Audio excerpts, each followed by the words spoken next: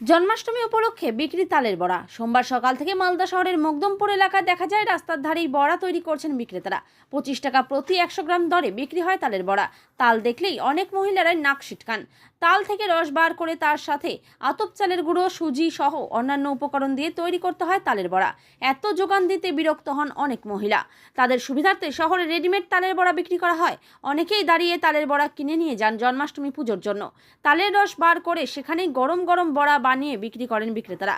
তারা যেমন মুনাফা করেন, তেমন রেডিমেড তালের বড়া পেয়ে খুশি হন ক্রেতারাও।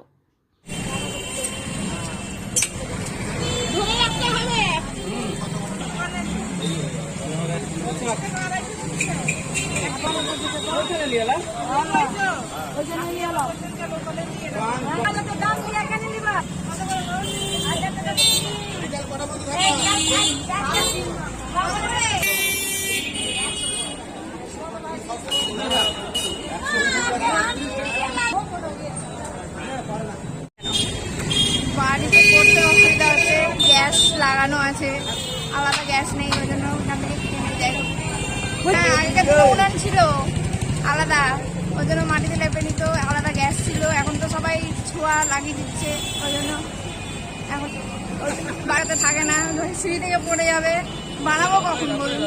ওই জন্য এখান থেকে ছোটো বাচ্চা আমার বাবা ধরে আছে দুজনকে, সময়ের অভাব। আজকে জন্মাষ্টমী, আজকে কালকে লেগে আছে, আজকে রাতে পুজো করবো জন্মাষ্টমী, ওই জন্য তালের বড়া পদ্মফুল নিয়ে যাচ্ছি। কি নাম আপনার? পায়েল ঘোষ। বলো। আমরা তালের বড়া আজকের দিনে বানাচ্ছি, আমাদের ইনকাম হচ্ছে। তালের বড়া কেউ বাড়িতে করতে চাই না, আমরা বাজারে ইনকাম করার জন্য আমরা বসে আছি। যেটা পয়সা আমাদের রোজগার ইনকাম হচ্ছে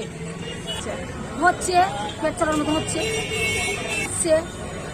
250 200 টাকা করে।